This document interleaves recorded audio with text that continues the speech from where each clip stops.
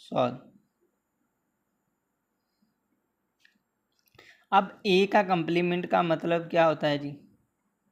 You minus, जिस चीज़ का भी आपने कंप्लीमेंट मालूम करना है उसको यू में से क्या कर दें, माइनस। तो अब यू के जो सेट के अरकान हैं वो आपके पास क्या आ रहे हैं, 1 2 3 4, मीन्स इसी तरतीब से चलते जा रहे हैं और कितने आ रहे हैं, 10 आ रहे हैं, 10 तक हैं। और माइनस ए के जो आपके पास हैं वो हैं 2 4 6 8 10, 2 4 6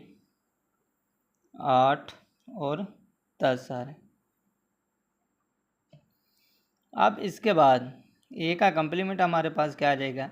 अब हमने यू सेट के वो अरकान लिखने हैं जो ए में नहीं है, मीन्स एक है तो एक इधर नहीं है तो एक लिख लिया, 2 है 3 नहीं है तो लिख लिया, 4 है 5 नहीं है तो वो लिख लिया, 6 है तो 7 नहीं है वो लिख लिया,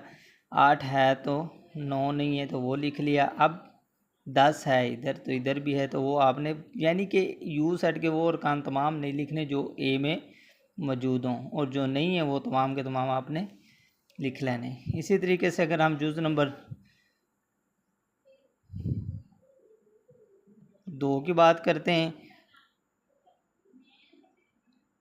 तो बी का कंप्लीमेंट में क्या होता है, यू माइनस बी। पी के कंप्लीमेंट में क्या होता है, मैंने कहा कि जब भी कंप्लीमेंट की बात है तो उसको यू में से उस जिसका कंप्लीमेंट हम लोगों को करना है उसी को निकाल दें। यू आपके पास 1 2 3 इस तरीके से चलते जाएंगे, 10 आ रहा है, माइनस बी के जो आपके पास सर के अरकान आ रहे हैं वो है आ रहे हैं 1 2 3 4 और 5। अब बी का कंप्लीमेंट मालूम करना है